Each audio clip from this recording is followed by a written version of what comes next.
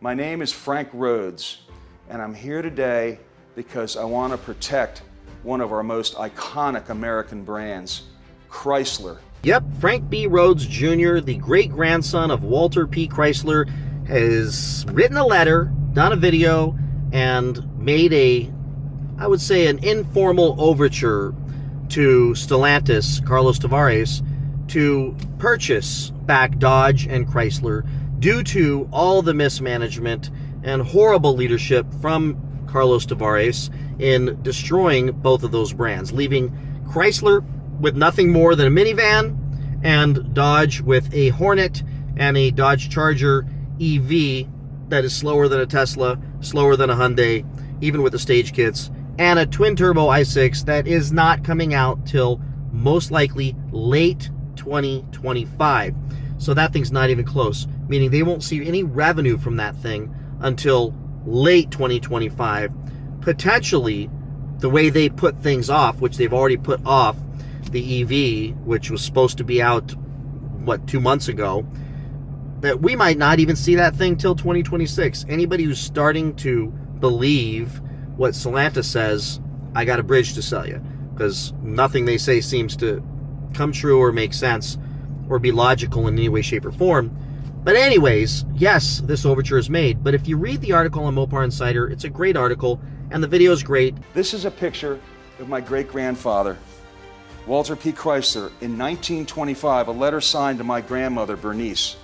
I'm very proud. I'm very proud of what this company did, and I don't want to see it go away. We need to keep our American brands here. And you can't help but to get excited about it, thinking maybe there's a chance. But I have very limited but some insight when it comes to having to come up with hundreds of millions of dollars, most likely, to purchase a couple brands like this that somebody, Carlos, has already spent massive amounts of money on, in retooling factories, shutting down factories, laying people off, renegotiating contracts with the UAW, all these things, and sitting on massive amounts of Hornet inventory. For that reason alone, I wouldn't buy this company, because you would be the biggest purchaser of Hornets sitting on lots all around the nation that you can't ever get rid of. So unless you can unload those things, why would Frank B. Rhodes want to purchase that company? You've got a dealer network that has done everything they possibly could. Sorry, dealers. I know a couple of you I'm cool with, and I bought some cars and I like it.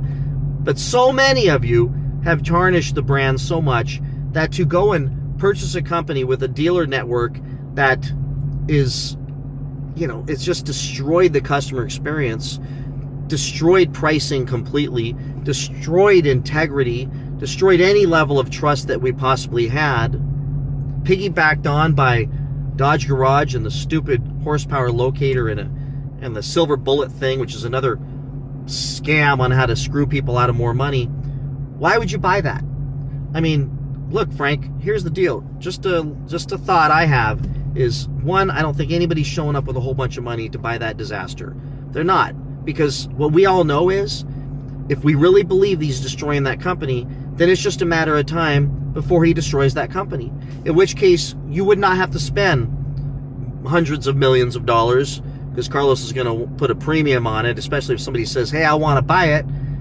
Well, how's that negotiating? I want to buy it, I want to get investors, and I want to fix it.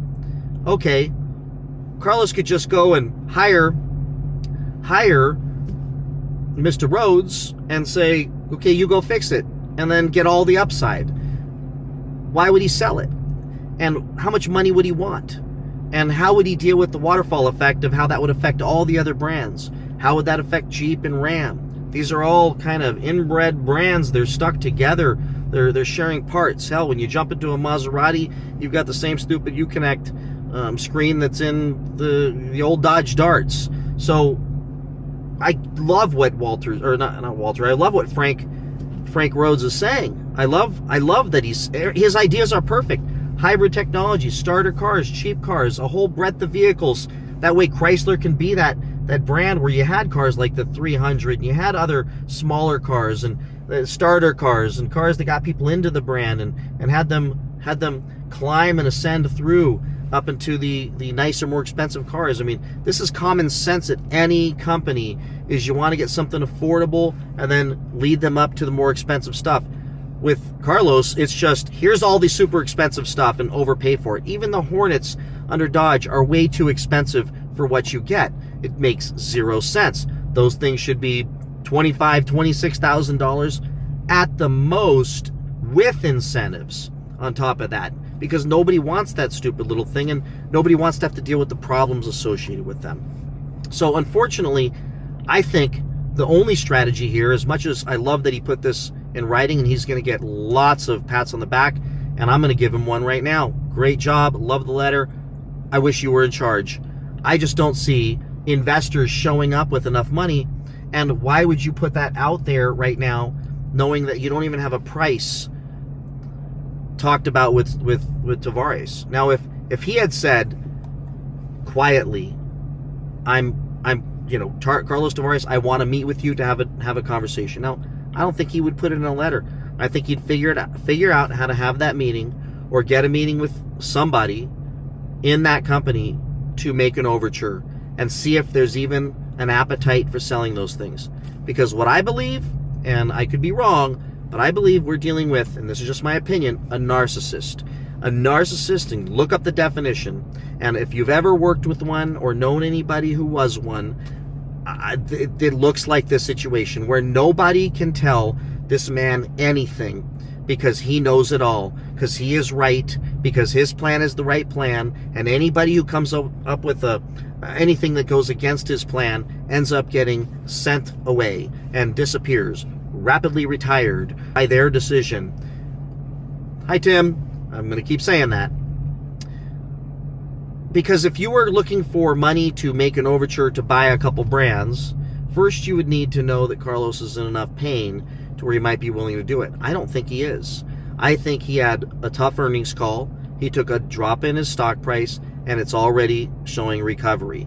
And narcissists will sit there and go, see, I'm still right. It's going to come back. Because remember, Wall Street loves cuts in expenses and layoffs and all that crap. And what did Carlos do? As soon as he had a bad earnings call, he comes back out and starts laying more people off and back walking large expenses to save money. And what does Wall Street do? Responds and goes, good job, keep cutting. And that's where I believe they're not going to cut their way to success. This company is going to be a lot cheaper. Dodge, Chrysler, they might get Dodge, Chrysler, Jeep, and Ram at some point for pennies on the dollar, just simply by waiting. Because if Frank B. Rhodes really could put this together, I think he would already, he's got the connections, have had conversations and said that I've got investors, I've got people in place. But the article says right here, Rhodes has made it clear that he is seeking investors to support his ambitious plan to purchase the Chrysler, Dodge, and Plymouth brands back from Stellantis. If I want to buy something that big, I probably don't say, hey, I'm going to look for investors to buy this, because if I'm Carlos Tavares, I'm going to be like, I never said I wanted to sell it. So guess what? Everything's for sale. Give me 3 times what I think it's worth right now. Because the board of directors needs to believe that it's going to bounce that stock to the moon and get support from shareholders. And I'll tell you right now, they see him cutting expenses and figuring out how to get to profitability. And they've got this new thing coming out that he's convinced them that everybody's going to buy. And his whole Dare Forward 2030 or whatever the hell plan. So I would say the way to do this would be for Frank Rhodes to go and find the money. Find most of the money. Show me the money. And then go have a private meeting with Tavares and make a serious, bona fide overture that he has to take to the board of directors, and they have to consider. And they have to publicly, at that point, reject a real live offer. Because doing an article like this and getting a little bit of traction from certainly all of us who would support him, I don't know that that's going to drum up the money that would be necessary to stop Carlos Tavares from continuing his course with his belief that we all just want EVs for the price of ICE vehicles, and then we would be happy. He said that, which is not the case. This Charger EV is probably going to flop, which means if we just sit back and wait, this thing's going to fall apart. It's already a mess as it is. So why wouldn't we just wait and get it for cheaper? That's like the first rule of mergers and acquisitions. I mean, if you've got a company, a competitor that's struggling, then why buy them for top dollar if you can just wait till they're out of business and come and take everything else over when they're going bankrupt? It's a hell of a lot cheaper. So will Stellantis go bankrupt? No, I don't see that happening. But if they were to burn those brands, why not turn them into money, sell them back to a company here? And I got to think Frank's got to be, hopefully he's out there behind the scenes actually getting the money together to go make a real offer to Stellantis that Carlos has to say no to.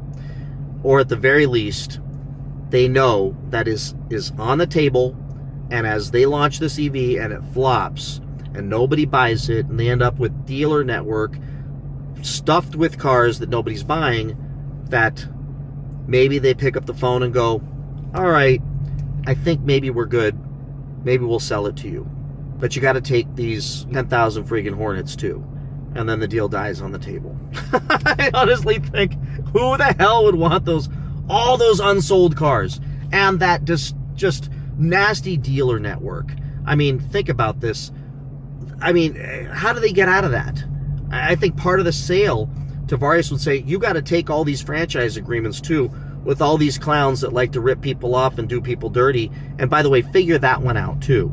It's just a mess all the way around, which is why I'm telling you in every single video, this thing's going to have to die. The patient's going to have to die to be brought back to life. And it sucks, but I'm going to keep talking about it. And you all keep talking about it. Frank B. Rhodes keep talking about it. His ideas are beautiful. Maybe Carlos will read them and then take credit for them and turn this thing at least in a little bit better direction. But once they get rid of Tavares, maybe someone else will come in and say, hey, look, let's go ahead and focus on Europe. But if you do the research and you watch the videos of what's happening in Europe and Italy, Stellantis ain't having a good time there either. So they got problems on top of problems. So maybe they would sell it. But we're dealing with the guy right now that, in my opinion, is a narcissist, a megalomaniac, and nobody's going to be able to tell him that he's on the wrong course. And when stock bounces back up, I think today it's, back up again, then he's going to think, I'm doing the right thing, stay the course, let's get this stupid EV thing out and see how that goes. And then we'll get some cars under Chrysler, or we'll just shut Chrysler down and shelve it with Plymouth and see where we can make money elsewhere. Who knows? But that's what I think is going to happen. There's plenty of money. I mean, hell, there's the PIF, Public Investment Fund. Go look that up. That's a lot of oil-producing countries like Saudi Arabia and others that put massive amounts of money, and it's managed by SoftBank, and they put lots of money into the U.S., in this last 5-6 years, and there are tons of companies that ended up being brought public and then became American companies. Not that I'm supporting that, I'm just telling you, there's ways to find this money, and I don't know that anybody, even these guys who have an interest when it comes to gas and oil, that they would even put the money up and mess with a company owned by Stellantis that's been so mismanaged and damage done to Dodge and Chrysler. So I think in the end, if there was money out there to be had, Frank needed to go get that money and get a meeting, make an overture, force it to the board of directors, have Carlos turn it down, continue to kill the company, then have them coming back to him saying, will you buy it now?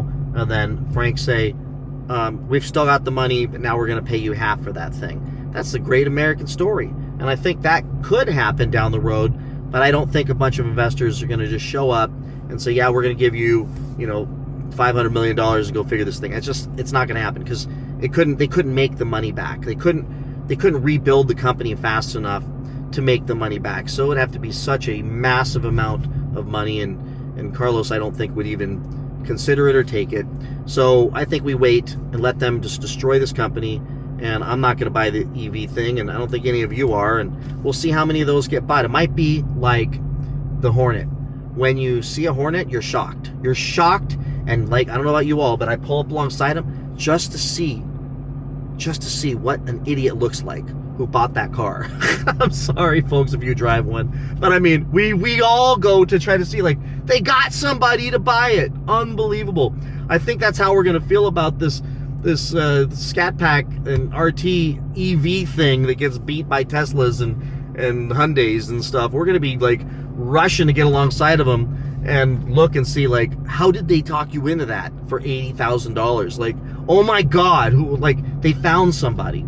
So I think we're going to see Dodge and Chrysler bleed so much, and they're going to keep laying people off. It's going to keep getting horrible and ugly, and then we're going to see something going to have to happen, and I don't know who it's going to be, but I really appreciate Frank B. Rhodes writing that article, and I know it's in his heart to save Chrysler and Dodge, and I hope that he gets that chance someday.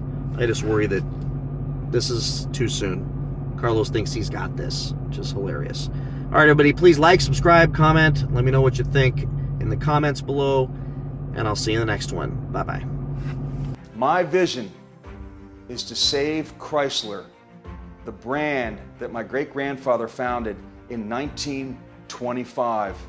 It's very important. This is American history right here, and we cannot let it go away.